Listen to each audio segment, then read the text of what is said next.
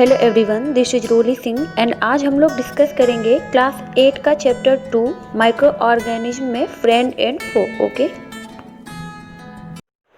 तो चलिए स्टार्ट करते हैं। आज हम लोग पढ़ेंगे माइक्रो ऑर्गेनिज्म में फ्रेंड एंड फो, यानी जो हमारे सूक्ष्म जीव होते हैं उसमें कौन से हमारे मित्र होते हैं और कौन से हमारे शत्रु होते हैं। ओके, तो हम मनुष्य जिस इन्वायरमेंट में रहते हैं उस इन्वायरमेंट में कुछ ऐसे जीव होते हैं जिनको हम लोग देख सकते हैं अपनी आंखों से, और कुछ ऐसे जीव होते हैं जिनको हम लोग अपनी आंखों से नहीं देख सकते हैं। जैसे कि जिनको हम देख सकते हैं वो हो गए हमारे, जैसे कि मनुष्य या स्नेक हो गया, एप्पल का पेड़ हो गया या घास हो गई, मतलब कि इन चीज़ों को हम लोग देख सकते हैं अपनी आंखों से। और कुछ सूक्ष्म जीव होते हैं उनको हम लोग अपनी आंखों से नहीं देख सकते हैं।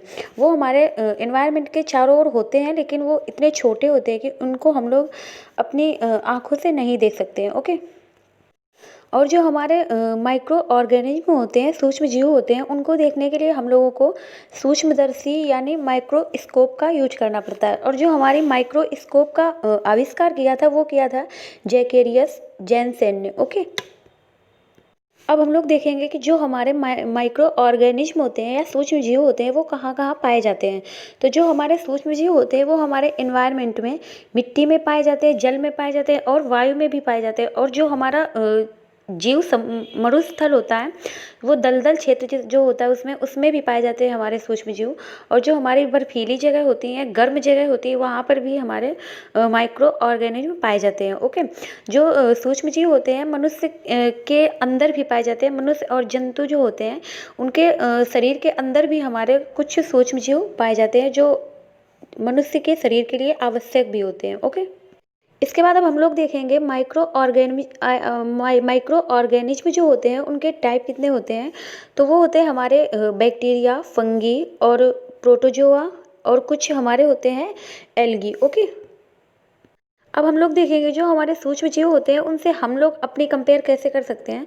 तो जो कुछ सूक्ष्म जीव होते हैं वो हमारे लाइफ के लिए इम्पॉर्टेंट होते हैं, और जो हमारे कुछ जीव होते हैं वो हमारे लिए हानिकारक भी होते हैं।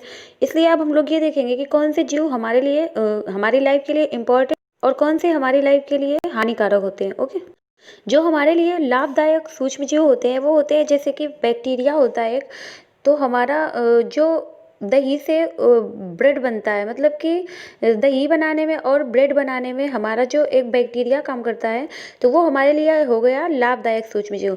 और जो हमारा वाणिज्यिक उपयोग में भी हमारे जीव सूक्ष्म जीव जो होते हैं वो कार्य करते हैं। और जो हमारा औषधीय उपयोग में, मतलब कि दवा बनाने में भी कार्य करते हैं, वैक्सीन टीका बनाने में भी हमारे सूक्ष्म जीव मित्रवत रूप में कार्य करते हैं, और हमारे पर्यावरण का शुद्धिकरण करने में और मिट्टी की उर्वरकता बढ़ाने में। ओके, तो अब हम लोग देखेंगे दही और ब्रेड बना कैसे बनता है। तो जो एक दूध से दही बनाने के लिए एक हमारा बैक्टीरिया होता है यानी जीवाणु होता है, तो उससे हमारा बैक्टीरिया हमारा होता है वो दूध से दही में परिवर्तन कर देता है, दूध को दही में। ओके, और जो हमारा ब्रेड, केक और पनीर होता है और जो अनेक खाद्य पदार्थ होते हैं उनमें भी हमारे जीवाणु की महत्वपूर्ण भूमिका होती है। मतलब कि ब्रेड बनाने में जैसे कि हम लोगों को ज़रूरत होती है, जैसे कि ब्रेड बनाने में हम लोगों को ईस्ट की ज़रूरत होती है, केक बनाने में उसको मतलब कि फुलाने के लिए ब्रेड होती है, उसको सॉफ्ट करने के लिए। और जो कई ऐसे खाद्य पदार्थ होते हैं उनको बनाने के लिए हम लोगों को सूक्ष्म जीवों की आवश्यकता होती है। ओके, इसके बाद अब हम लोग देखेंगे कि जो हमारे माइक्रो ऑर्गेनिज्म होते हैं उनका उपयोग वाणिज्यिक क्षेत्र में क्या होता है। तो जो हमारी अल्कोहल होती है, शराब और एसिटिक एसिड के उत्पादन में सूक्ष्म जीवों का उपयोग किया जाता है। मतलब कि जो हमारी अल्कोहल और शराब होती है, एसिटिक एसिड होती है, उसके उत्पादन के लिए भी सूक्ष्म जीवों का यूज किया जाता है। जैसे कि जौ, गेहूँ, चावल, फलों के रस में उपस्थित जो हमारी प्राकृतिक शर्करा होती है, ईस्ट द्वारा अल्कोहल एवं शराब का उत्पादन किया जाता है। मतलब कि जो जीव होता है, ईस्ट सूक्ष्म जीव होता है, उससे हमारी अल्कोहल से शराब बनाई जाती है। ओके, इसके बाद अब हम लोग देखेंगे कि जो हमारे सूक्ष्म जीव होते हैं उनका औषधीय उपयोग में क्या यूज होता है। तो जो हमारी एक दवा बनाई जाती है स्टेप्टोमाइसिन और ट्रेटामाइसिन, टेट्रासाइक्लिन। ओके, और जो हमारी एक होती है दवा एरिथ्रोमाइसिन। तो ये हमारे कुछ एंटीबायोटिक दवाएं होती है, प्रतिजैविक दवाएं होती हैं। इनको बनाने के लिए हम लोगों को भी माइक्रो ऑर्गेनिज्म का यूज करना पड़ता है। ओके, अब हम लोग देखेंगे टीका या वैक्सीन बनाने में हम लोग कैसे सूक्ष्मजीवों का यूज करते हैं। जब रोग कारक सूक्ष्मजीव हमारे शरीर में प्रवेश करते हैं तो हमारा शरीर उन सूक्ष्मजीवों से लड़ते हैं। हमारे शरीर के अंदर जो सूक्ष्मजीव होते हैं वो जो बाहर से सूक्ष्मजीव प्रवेश करते हैं उनसे अंदर वाले लड़ते हैं। शरीर को यह पता होता है कि सूक्ष्मजीव जो भविष्य में पुनः प्रवेश करेगा वो उससे किस प्रकार से लड़ेगा। जैसे कि हम लोगों के स्वस्थ शरीर में, जैसे हम लोग एक स्वस्थ मनुष्य हैं तो उसमें एक मृत या निष्क्रिय सूक्ष्मजीव को प्रवेश कराया जाए। ये होता है वैक्सीनेशन में। ओके, जो टीकाकरण होता है उसमें होता है। तो हमारे शरीर में एक निष्क्रिय या मृत सूक्ष्मजीव प्रवेश कराया जाता है तो जो हमारे अंदर की सेल्स होती हैं वो उसके अनुरूप लड़ना या फाइट करना सीख जाती हैं। तो इस प्रकार उस सूक्ष्मजीव के प्रति हमारे शरीर में प्रतिरक्षा तंत्र का विकास हो जाता है। मतलब कि जो हमारे शरीर में जो पावर होती है वो लड़ने की रोगों से वो बढ़ जाती है। ओके, अब हम लोग देखेंगे मिट्टी की उर्वरकता में वृद्धि किस प्रकार के सूक्ष्मजीव करते हैं। तो कुछ जीवाणु होते हैं, मतलब कि बैक्टीरिया होते हैं एवं नील हरित शैवाल होते हैं। वो हमारे वायुमंडलीय नाइट्रोजन को नाइट्रेट में चेंज कर देते हैं। मतलब कि जो हमारे पेड़ पौधे होते हैं वो नाइट्रेट के रूप में ऊर्जा लेते हैं। ओके, तो जो हमारे पौधे होते हैं नाइट्रोजन के लिए नाइट्रेट का अवशोषण करते हैं। मतलब कि डायरेक्ट नाइट्रोजन का अवशोषण नहीं करते, वो नाइट्रेट के रूप में नाइट्रोजन का अवशोषण करते हैं। ओके, इस प्रकार जो हमारे सूक्ष्म जीव होते हैं मिट्टी की जो उर्वरकता होती है उसको बढ़ाने में भी मदद करते हैं। ओके, अब हम लोग देखेंगे कि इन्वायरमेंट का शुद्ध कैसे करते हैं जो हमारे सूक्ष्मजीव होते हैं। जैसे हम सभी अक्सर जीव जो होते हैं वो मृत जीवों को सड़ते हुए पादप जंतुओं को देखते हैं। मतलब कि जैसे कि हम लोग अपने आसपास देखते हैं कि कुछ जीव मर जाते हैं, जीव जंतु या पत्तियां, पेड़ पौधों की पत्तियां या कुछ भी होती है वो सड़ते हुए देखते हैं और कुछ समय बाद देखते हैं कि वो दुर्गंध युक्त विलुप्त हो जाती है। मतलब कि पहले तो जब जीव जंतु मरते हैं तब तो वो काफ़ी दुर्गंध युक्त होता है, लेकिन उसके बाद जब काफ़ी दिन बाद हम लोग देखते हैं तो जो सूक्ष्म जीव होते हैं वो उसका जो अपघटन कर लेते हैं, मतलब कि उसको खा लेते हैं। तो उससे क्या होता है, हमारा जो इन्वायरमेंट होता है उसका शुद्धिकरण होता है। ओके, और जो हमारे अपघटक होते हैं वो होते हैं हमारे जीवाणु और कवक। मतलब कि ये हमारे मृत जीवों को खाते हैं और जो इन्वायरमेंट होता है उसको शुद्ध करते हैं। ओके, हम लोग देखेंगे कि जो कुछ हमारे माइक्रो ऑर्गेनिज्म होते हैं वो हमारे हानिकारक होते हैं। तो वो हम लोगों के जंतुओं में, पेड़ पौधों में क्या उत्पन्न करते हैं, वो पेड़ पौधे में रोग उत्पन्न करते हैं। अब हम लोग देखेंगे कि मनुष्य में जो रोग कारक होते हैं वो सूक्ष्मजीव के कौन कौन से सूक्ष्मजीव से जो रोग होते हैं वो कैसे होते हैं। तो जो हमारे रोगाणु हमारे शरीर में होते हैं वो मतलब सांस लेने के द्वारा, जो हम लोग पानी पीते हैं उसके द्वारा, जो हम लोग खाना खाते हैं उसके द्वारा, जो हमारे सूक्ष्म जीव होते हैं, हानिकारक सूक्ष्म जीव होते हैं वो अंदर प्रवेश कर जाते हैं। ओके, तो जो वो हमारे जल द्वारा, भोजन द्वारा और शारीरिक संपर्क द्वारा फैलते हैं।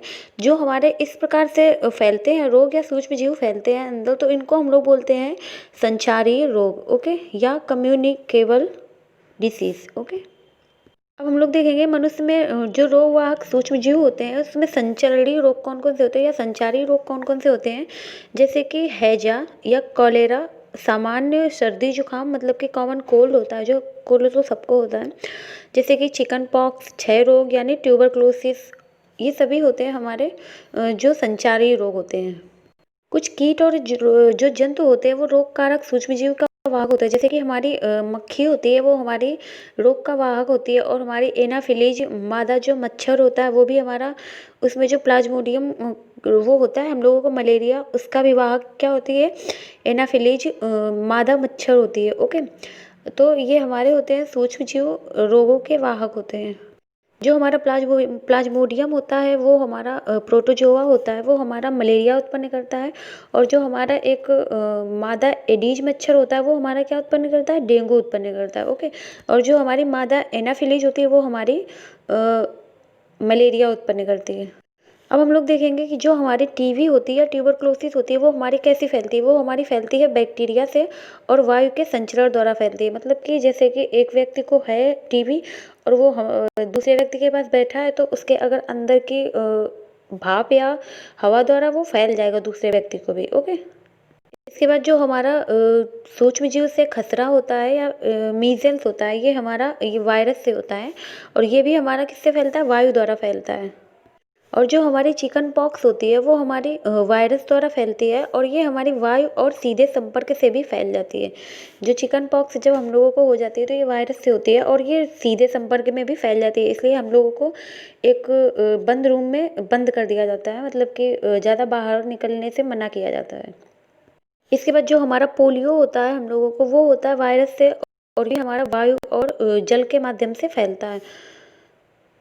जो हमारा कोलेरा होता है ये हमारा बैक्टीरिया द्वारा होता है, ये भी हमारा जल और भोजन के माध्यम से फैलता है। ये सारी हमारी सूक्ष्म जीवों से होने वाली बीमारियां हैं। ओके, जो हमारा टाइफाइड है ये भी हमारा जीवाणु होता है, बैक्टीरिया से फैलता है और ये हमारा पानी के द्वारा फैलने वाली बीमारी, मतलब कि जैसे हम लोग गंदा पानी यूज करते हैं पीने में तो उससे हम लोगों के अंदर बैक्टीरिया चला जाता है जो हम लोगों को हानिकारक होता है और हम लोगों को टाइफाइड बुखार उत्पन्न कर देता है।